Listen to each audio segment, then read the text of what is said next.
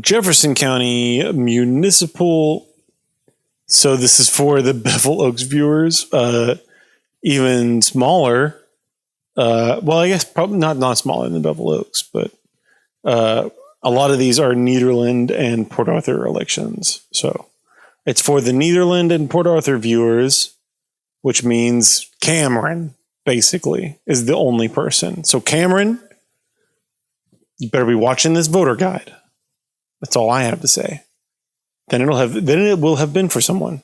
Okay, here we go. The Jefferson County Municipal Election. This is just for our area. Very hyper local. Is it for the Lord? Yeah. Hallelujah. Very hyper local. And this election is happening right now. So I tried to time this election guide so that I could get ready for the primary election, which is going to be the vastly more popular election of these two. But I said it is, no question. But I tried to time this election guide so that I could cover the municipal election and the primary runoff. But the municipal election is happening right now. Early voting for the municipal election started this past Monday. And the deadline to register to vote was April 2nd. So hopefully you are registered to vote, which you should be.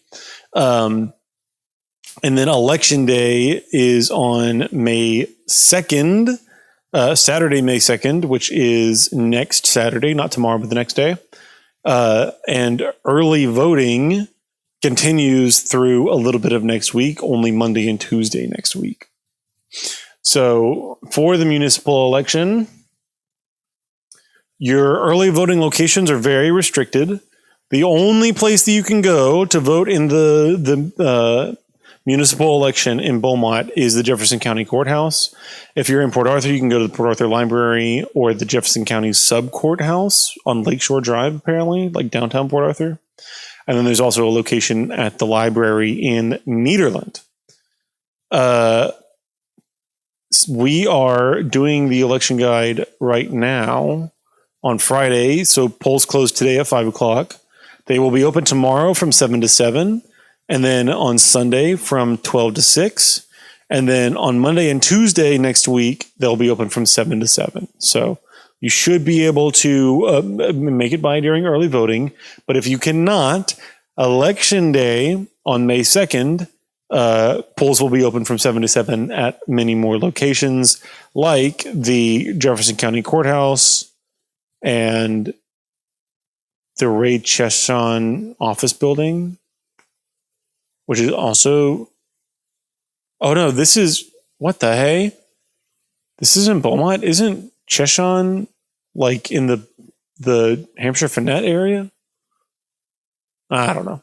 Anyways, these are all your different locations to go and vote on election day for the municipal election. If you need to check to see if you're registered to vote, you can go to this website here. I can paste that link in the chat if you want to click on that and check and see if you are registered. And this is what your ballot will look like. Before we get there, though, these are the dates. Early voting is Monday and Tuesday, is tomorrow, Saturday, and Sunday, and Monday and Tuesday next week. And then election day will be next Saturday, not tomorrow. Oh, great. It's frozen again. In order to vote, you need to have a voter ID. So you're going to go to one of these, one of the polling locations that I showed you earlier. You're going to enter into the polling location. Very importantly, we're going to be talking about a lot of details about a lot of these candidates, and you might not be able to remember them. Do not take notes inside of your phone because you cannot have your phone on you. You can have your phone on you, you just can't be on it while you are inside the polling location. So whenever you walk into the polling location, you're going to have somebody tell you you're not allowed to be on your phone in here. So make sure you've written what you're going to vote for. Lay on a piece of paper if you need notes. Then, as you walk into the polling location, you're going to see a table with election workers there. And they are going to have 3 pieces of paper in front of you. And you're going to walk up to them, and they're going to say, please, do you have your ID with you? You can give them your driver's license. That works fine. Or you can give them any of these other forms of ID.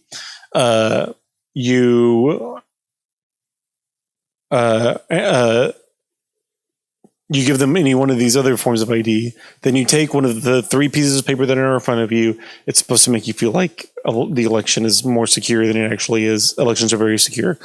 But you take one of the 3 pieces of paper in front of you, and you take that piece of paper, and you're going to walk over to a voting machine now. It's got a big screen on it, and in the bottom right-hand corner is a little slot. You put that piece of paper into it, and it's going to suck that paper into the voting machine. And it's going to display for you your ballot on the screen. It's going to look something like this. And you're going to see a whole bunch of different options for races that are in your area that you are registered to vote in. So, like, if you don't live in State Senate District 4, like if you're not registered to vote in that district, then that won't appear on your ballot. So if you don't live in the city of Nederland or the city of Port Arthur or Nederland School District or Port Arthur School District or Jefferson County Water Control and Improvement District number 10 or Sabine Pass, then you're not going to get any of these on your ballot, which means I'm not going to get any of these on my ballot, I'm pretty sure. I'm still probably going to go in anyways because I'm curious about a couple of these. Like, I wonder if they do end up letting me vote for them, but I'm almost positive they're not going to. Anyways, you'll get some options on your screen, and you use the touch screen. You tap the touch screen, you fill in the bubbles that you want to fill in, and you click submit. Importantly, you have not submitted your vote yet. Once you click that submit button, you have to wait for the machine to spit your piece of paper back out. What the machine has done is it's going to have printed your choices that you made by touching the screen. It's going to have printed those choices onto that piece of paper, onto a physical ballot to have a physical record of your vote. You need to take that piece of paper over to a separate machine by the exit. You'll see a friendly election worker waving at you probably. You take that machine over, you take that piece of paper, your ballot, over to a separate machine, and you put it into that vote tabulating machine, and then you have submitted your ballot to be counted. What else? Again, these are all the forms of ID that you need. The first thing that you will see on your ballot, if you live in State Senate District 4, is the special election for the state Senate for District 4. If you aren't aware, just like at the federal level, the state of Texas has a bicameral Congress with a Texas House of Representatives and a Texas State Senate. Texas State Senate for District 4 looks like this. This is District 4. So if you live anywhere in this area, in the Conroe area, in the Woodlands area, in Chambers County, down here, like in the Port Arthur area, if you live anywhere inside District 4 here, then you can vote in this election for the state Senate for District 4. The guy that originally held this, he left. He resigned his position in order to go work for Texas Tech, I'm almost positive. He got like some fancy job at Texas Tech. And so now they have to conduct a special election in order to fill his seat again. Your 2 candidates for this special election are Ron C. Angeletti, the Democratic candidate, and Brett Leone, the Republican candidate. Ron Angeletti worked as a juvenile probation and parole officer before becoming a teacher. And highlights from his campaign website include his intent to protect access to affordable health care and prescription drugs for seniors. Cool. Increase funding for first responders and law enforcement. Less cool. Work to reduce response times, support teachers, expand vocational training, and apprenticeship programs for students. Cool. Brett Leone is an interesting character, though, and I imagine that he is going to be the person that wins this. Brett Leone served as Montgomery County District Attorney in the Woodlands, Conroe area for 17 years. That's a long time. making him the longest serving DA in Montgomery County history. Highlights from his campaign website include his intent to increase spending on law enforcement, increase funding for border security and immigration, and regulate children's exposure to the internet and social media. That last one's kind of interesting. So yeah, these are your two candidates. If you live in State Senate District 4, these are your two candidates that you can go vote for in the municipal election. But that's like usually you don't get state Senate candidates in the municipal election.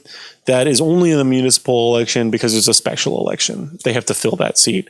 And that will only go for the rest of this term. They'll have to be elected again, I think, next year. I can't remember. They'll have to be elected again. They're only going to serve a partial term, whoever gets elected. Next on our list is Nederland City Council member for Ward 3. Nederland has several wards, and interestingly, it is the case for Port Arthur and for Beaumont, but not the case for Nederland. Usually, you can only vote for the candidate for a specific ward if you live in that ward. So, like, I live inside Ward 2 in Beaumont, and so I have to vote for the candidate for Ward 2. I can't vote for any of the other candidates. In Nederland, all of their elections are at-large elections, and so if you live inside the city of Nederland, you get to vote for all of the different Nederland City Council elections, regardless of whether or not you live in their ward or not. For Port Arthur, that's going to be different whenever we talk about Port Arthur. But these are your candidates for Nederland City Council for Ward 3. You have Randy Saunier and Keith Bass. Randy Saunier is the incumbent on City Council. He worked as an industrial purchasing manager before being elected to Nederland City Council in 2021. During his time on City Council, he supported a plan to clean and reshape drainage districts in Ward 3 and 4, voted to fund an audit of the city's finances after the U.S. Treasury Department flagged certain COVID relief funds as improperly spent, and voted to keep the city's food truck regulations unchanged. That's really important. But the audit thing is an interesting story as well. That's going to come up later. The audit said that none of the funds were actually misspent. It was just like some paperwork stuff that made it look like maybe some things were improper, but it was totally fine. But yeah, the U.S. Treasury Department was like, "Hey, we've seen some red flags here," and so the City Council responsibly ordered an audit of their finances, and everything was fine. And he was one of the votes to have the audit happen.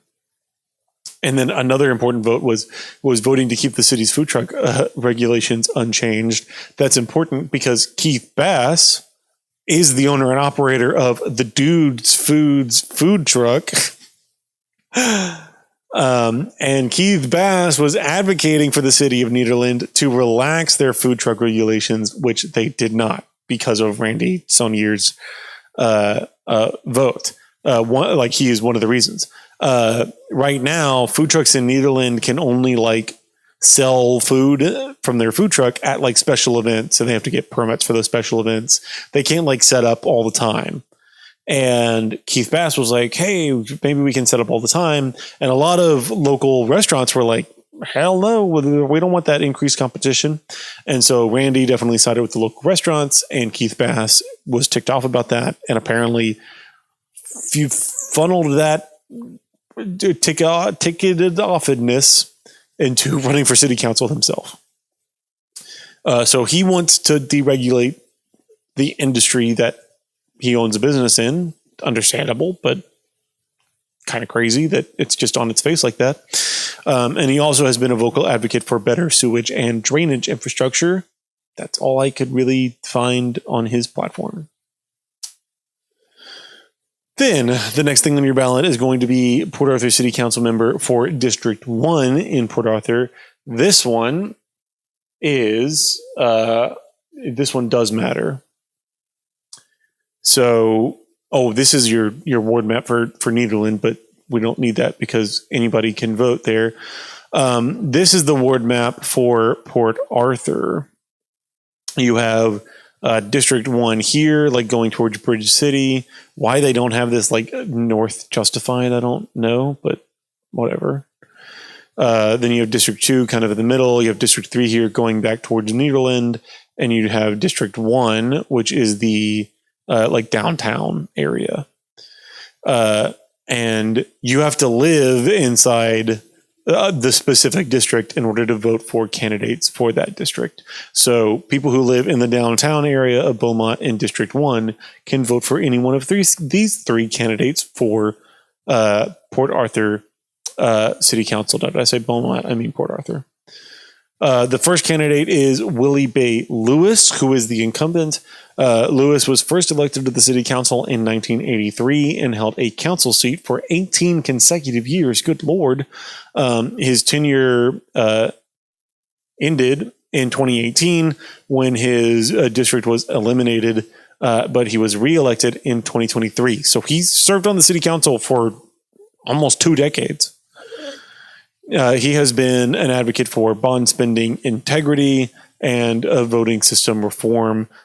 He really wants to be like more transparent about the bonds and what they can be spent on, and wants to like put impositions on the city to where they can only spend bonds on specific things that they told the voters they were going to spend them on, which seems cool.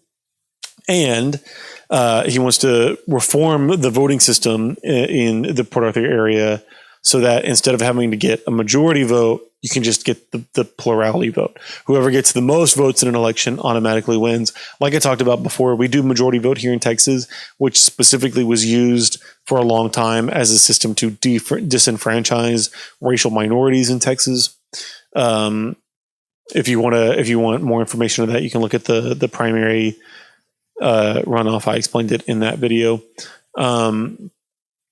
But Willie Bay Lewis advocates for voting system reform for precisely that reason. He's like, oh, it's racist the way that we do it now.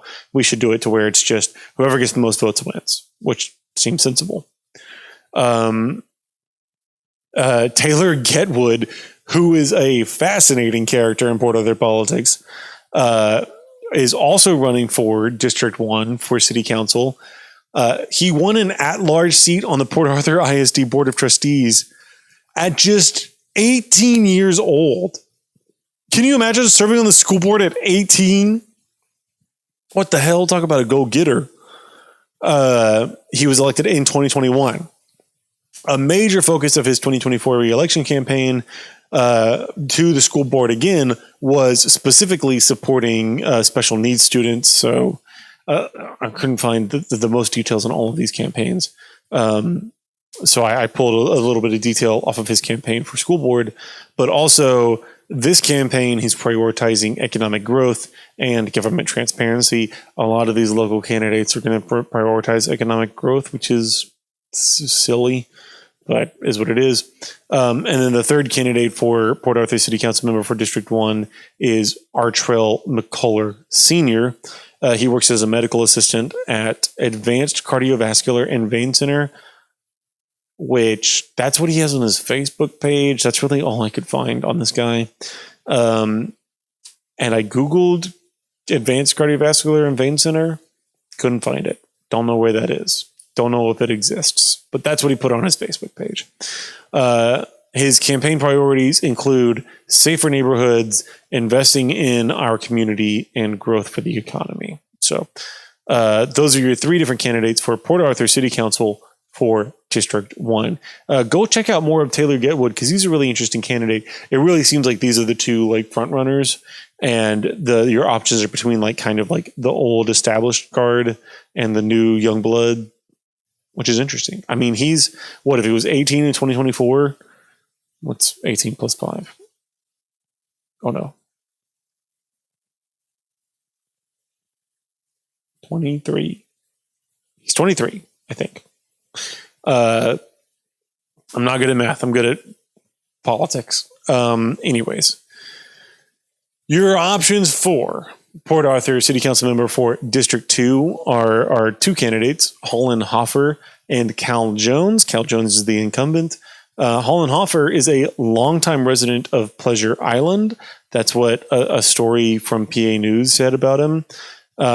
In that story, he advocated for increasing law enforcement presence on Pleasure Island to prevent illegal dumping. Like, that's a big priority for him. He was really upset about that. And then some of his priorities from his Facebook page include increasing funding for local infrastructure and services, like trash pickup. He specifically, like, that's his thing. He's like, there's too much trash out here. That's his thing. Increasing local infrastructure and services, supporting increased tourism on Pleasure Island, specifically for fishermen and bird watchers. Apparently, tourism is a big money getter for I don't know, I guess. And then Cal Jones, he served in the Army and worked in local petrochemical plants and also worked as an auto sales consultant. So, used car salesman, maybe. He was first elected to city council in a special election in 2007, but lost re-election in 2008 by 15 votes. If you ever needed like a clear example of just how much power you have in really small local elections like this, he lost by 15 votes. 15 people, not 1,500, not 150, 15 votes. Crazy. He was elected again in 2017, but lost re-election in 2023. So he's been in and out of local Port Arthur politics. So he's not the incumbent. I said that earlier. I forgot that he lost re-election, and so he's not currently in office.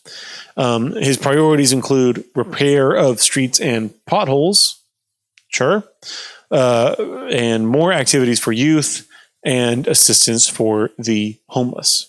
Those are your two candidates for District 2 for Port Arthur City Council. Then you have Port Arthur City Council for District 3. You have Deneen Beckham, who is the incumbent, and Warren Pena. Pena? He doesn't have a tilde, so I would think Pena, but I think it's Pena? I don't know. And Charlie Lewis Jr.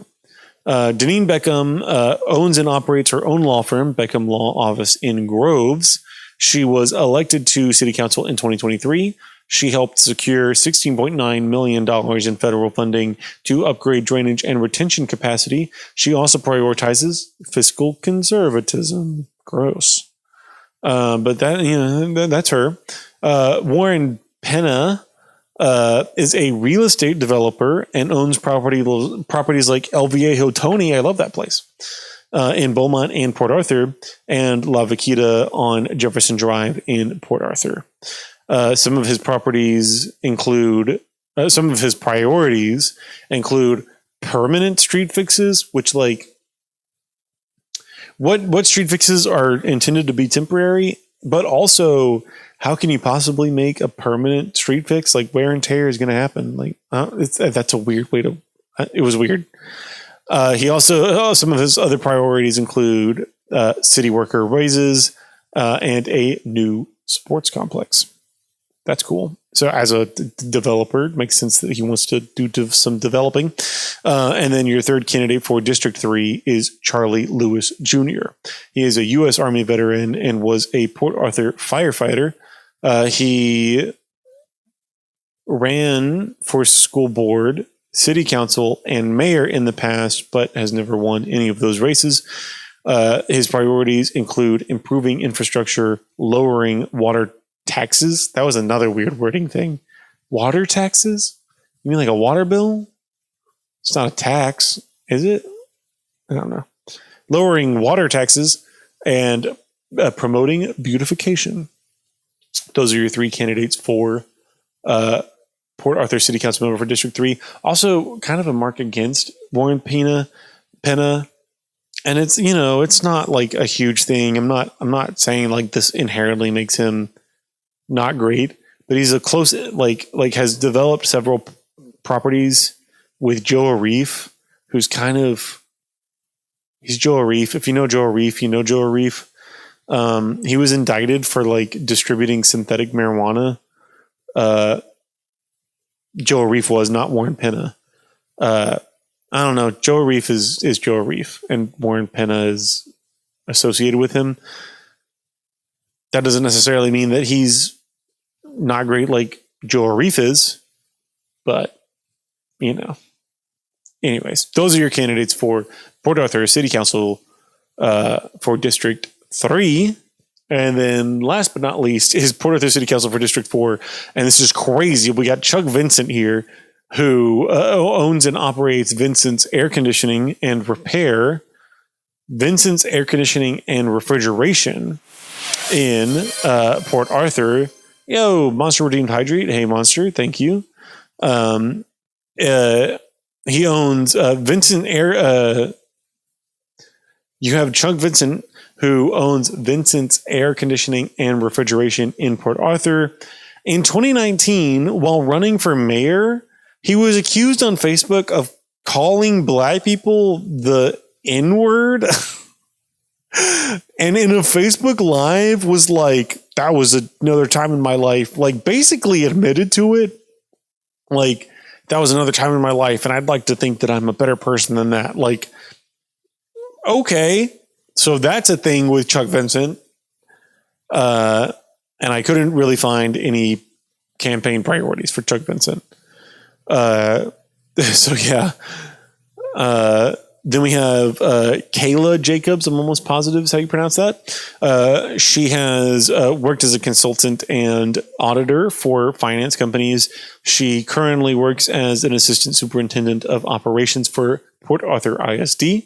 She is also a board member of TAN Healthcare, which is really cool. They do healthcare for low-income people in the Golden Triangle area. Some of her priorities include supporting economic development and quality of life projects. Cool. We also have Lloyd Marie Rado.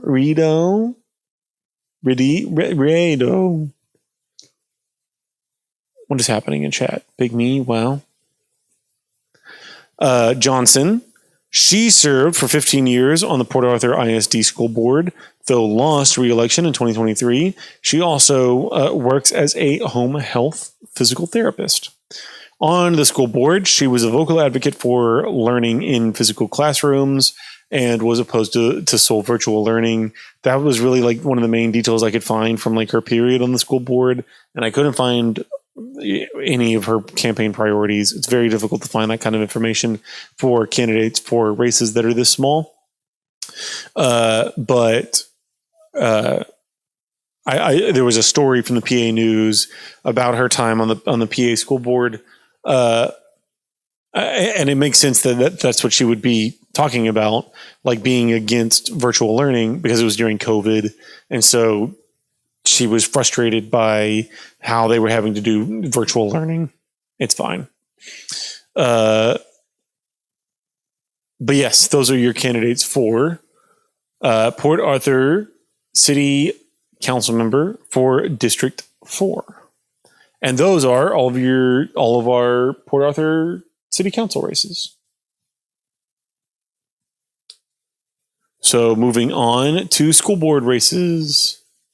2 years, Blaine Help. What are you talking about? Stream elements. Oh yeah, you can do command follow age, and it'll show you how long Monster has been following.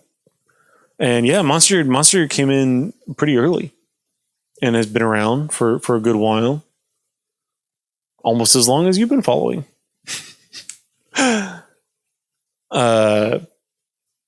Beat me by a tad, one would have hoped. So now we have school district elections for the Nederland ISD Board of Trustees. In order to vote in the Nederland ISD school board elections, you need to live inside the Nederland school district, which is right here. It's hard to see details on like where this is exactly, but you know, Central Gardens, Boulevard Gardens, this area. This is Nederland ISD. You have to live in there in order to vote for these candidates for Nederland School Board. We have 6 different candidates for Nederland School Board. There's a great video that I can link to you. Right here is a Facebook link. If you want to go to that Facebook link, to a video that this church did. It's the Nederland Chamber of Commerce put it on, but they put it on at this local church. And this is a 1 hour long, like they talk to all of the different candidates here for Nederland ISD. So if you want to hear the candidates in their own words, that was a great resource to help us, to help me present this voter guide for you. But yeah, we have 6 different candidates for Nederland ISD. The first of which is Stacey Lewis. Her priorities include making Nederland ISD a safe place for teachers to teach and students to learn, and improving communication between administrators, teachers, community, and students. One would hope. Not the most detailed policy platform. Then you have Kay DeQueer, which feels wrong to say, Kay DeQueer.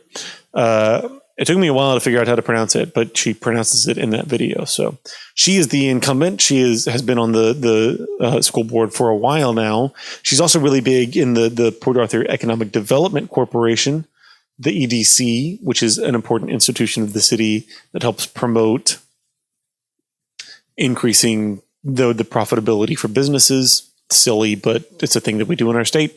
Kay DeQueer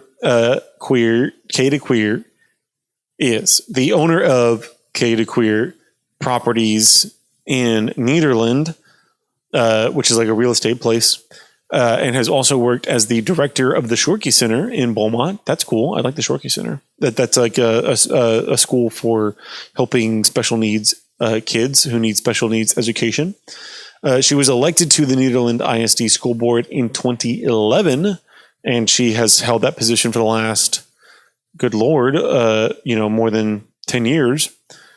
She also serves as the director of the Nederland EDC since 2013. And she has this whole crazy story in PA News about how, I think it was PA News, maybe it was the Enterprise, I can't remember. This whole crazy story in PA News, I think, about how, like, whenever they did that audit, if you remember, about the security, the city council voted to perform an audit whenever the U.S. Treasury Department was like, hey, it looks like you might have misspent some of these COVID relief funds. Spoiler alert, they did not. They spent it all fine. It was just some weird paperwork stuff made it look, fishy.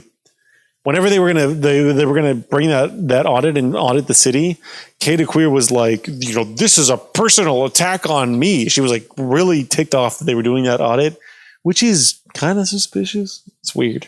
Anyways, I thought that was weird. The next candidate for Nederland ISD Board of Trustees, I'm just going to let y'all keep on having a whole conversation in the chat on your own. So have fun doing that. Oh no, I have to sneeze.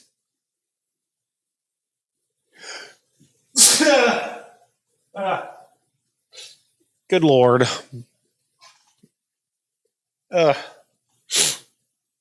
The next candidate for Nederland School Board, and that is the best picture I could find of him, is Nathan Huckabee.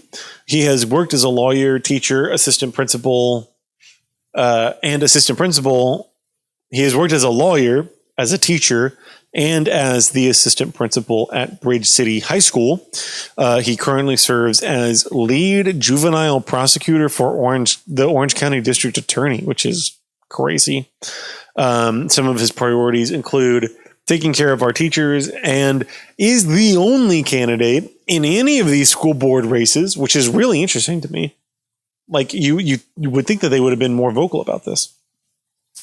Nathan Huckabee is the only candidate that opposes the school voucher program, that has explicitly said that he opposes the school voucher program.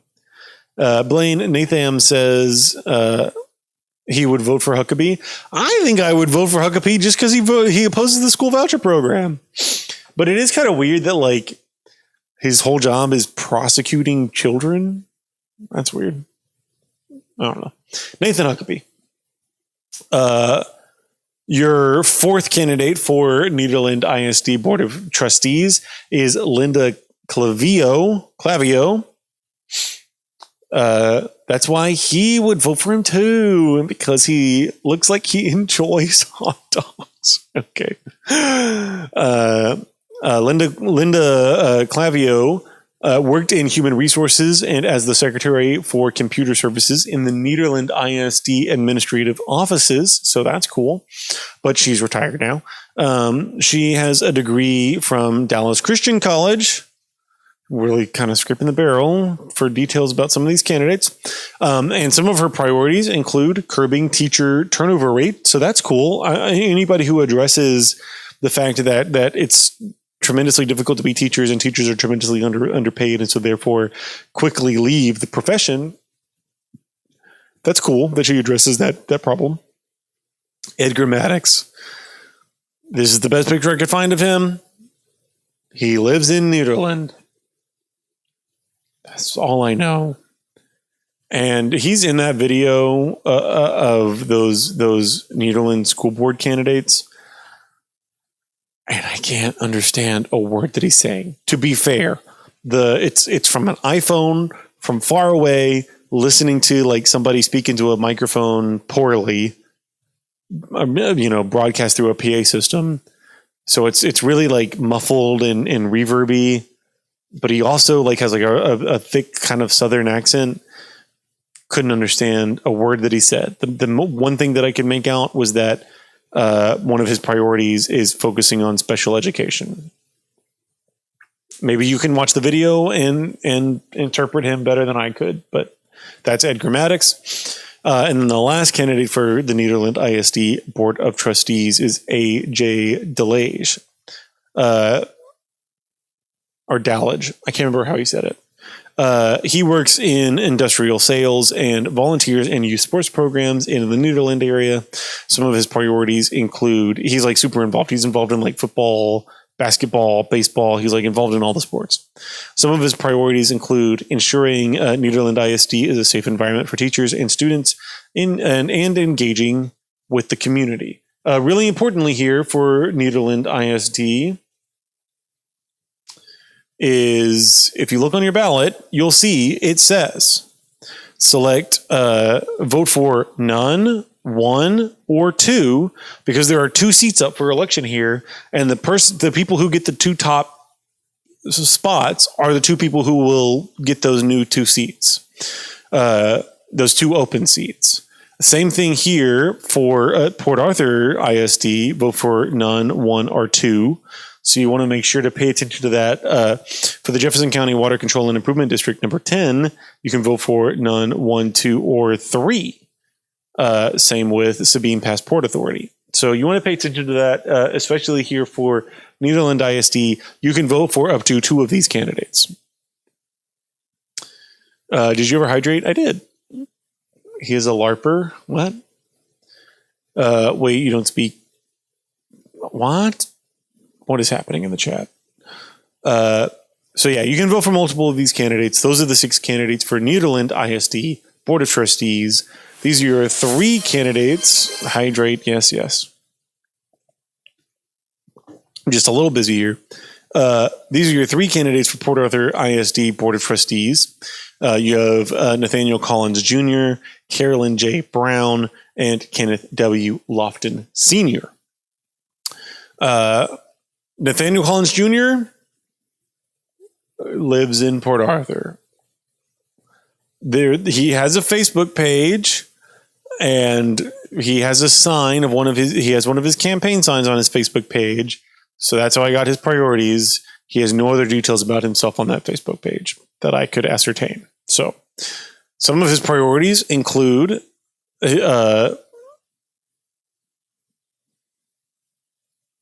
I copied and pasted this wrong, or I typed it wrong. Securing the future of Port Arthur ISD schools, which one would hope, and strengthening the Port Arthur community. Okay, cool. Those sound like good things. Then we have Carolyn J. Brown. She is involved with the Rotary Club of Port Arthur. Her husband currently serves on the school board and was formerly a superintendent at PAISD. So, like, to me, like, as a voter, that makes me feel a little less, like a little reluctant to vote for her, thinking that her and her husband might form like a voting block on the board. But whatever. Maybe that proves, because he was superintendent before, that she knows how to work, the inside out of the school or whatever. Some of her priorities include academic excellence, moving PAISD forward, and children first. That's what was on the campaign sign that she posted on Facebook. And then we have Kenneth W. Lofton Sr. We have more details about Kenneth because he's the incumbent. He worked as a process operator for Motiva, serving as a USW, Nathan, hey, serving as a USW union representative at Motiva. He was elected to the school board in 2007 and is still on the school board today, which is crazy. He's been on the school board for 20 years. Some of his priorities include expanding career and technical education programs. That's cool. To help train students to get ready for entering the workforce, and creating incentives to attract and retain teachers. A USW credit card. I want a USW credit card. That's cool. So that is all of our candidates for Port Arthur ISD. Oh, real quick, a map of Port Arthur ISD is right here. So if you live anywhere within the school district, you will be able to vote for candidates for Port Arthur ISD. Now, moving on to Jefferson County Water Control and Improvement District number 10. This is basically the water department for the unincorporated areas. The WCID is like the water department for unincorporated areas in Jefferson County. They have a bunch of different districts for different areas of Jefferson County that are unincorporated into like cities. And so WCID number 10 is in the Nederland area. If you live in this district, then you can vote for who you want to be on the board that oversees the water control and improvement district. So anywhere here, it's like in between Nederland proper and Beaumont. Anywhere in this area, if you live anywhere in there, you can vote on these people. I have almost no details on these people, and lots of this is unconfirmed information. Billy Wilson, couldn't find nothing. Couldn't find not a single thing about Billy Wilson that I could confirm. Jeremy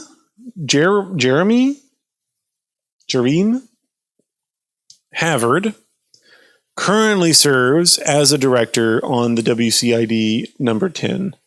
So he's already there. He's an incumbent. I'm pretty sure this is him because as I was furiously Googling him, I found a Facebook video that was like a Bible study, an uploaded like Sunday school video for First Baptist Church of Nederland. And they were like, Jareem Havard leads our Bible study for this week. And this is a pretty unique spelling of a name. And he's in the Nederland area. Like, how is this not that guy? But I don't know that for sure. So it might, this might not be him. The third candidate for WCID number 10 is Stephen L. Arnold. I'm pretty sure was not able to confirm again. This is I have a Facebook page for Stephen Arnold that lives in the Nederland area. Surely this is him. If it is, I'm pretty sure that he works as an operations manager at Woodside Energy. If so, he also worked in operations at OCI and Methanex, which, I mean, operations is an important field to have experience in when conducting the operations for basically a water utility. And then we have Steven Savant, which I'm almost positive this is him as well, but I'm not able to confirm that. I couldn't even find a Facebook page for Steven. I couldn't even find a Facebook page for Steven Savant, but I found a PA News coming for the clutch. PA News. I found a PA News story about a Steven Savant in the Nederland area, which is like, it also didn't mention that he was on the WCID, but surely that's him. Like, how many Steven Savants can there be in Nederland? So if this is him, then he currently serves as there is currently a Steven Savant as the president of the WCID. I think this is him. So if you vote for Steven Savant, you would be voting for somebody who is already the president of WCID. I'm pretty sure if this is him, he owns Savant's Collision Center in Nederland. If so, he also served on the Chamber of Commerce and on the Rotary Club. That's all the information I have on these candidates. Sorry. And last are 6 different candidates for the Sabine Pass Port Authority Commissioner.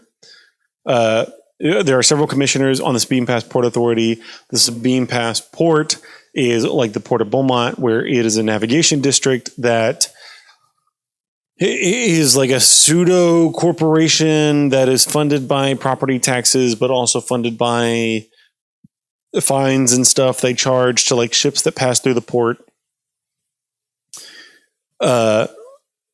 It's like a pseudo business, but it's publicly owned by the state, completely independent from the city or the county. It's a state navigation district. That's how both the Port of Beaumont and the Sabine Pass Port are. And so because they are state-owned navigation districts, they are headed up by elected officials like Sabine Pass Port Authority commissioners. There are 6 different candidates for Sabine Pass Port Authority Commissioner. We have Jerry Hyde, who is currently a Sabine Pass Port Authority Commissioner. Couldn't find any other information about him. But this picture, this is him. It's from the actual Sabine Pass Port Authority's website. Crystal Pico. Couldn't find any information on her. Ricky Keltz currently serves as a commissioner on the Sabine Pass Port Authority. And he previously worked at Marine Fueling Service. That's from his Facebook page. Couldn't find what this is. So, don't know what that is. And then the last 3 candidates for Sabine Pass Port Authority Commissioner, if you live in Sabine Pass, are Linda Berg. Couldn't find any information on Linda. There was a Lynn Berg who served a guy that served on the Sabine Pass Port Authority, which feels like such a random coincidence. But I looked everywhere for like whether or not that guy's name was short for Linda, and I couldn't find that. So I don't know anything about Linda Berg. And then you have Robert Sexton, which is the current vice president of the Sabine Pass Port Authority. Couldn't find any other information on him. And then Samantha Souza, couldn't find any information on her. Oh, Lord. And that is every candidate that is on the Jefferson County Municipal Election ballot.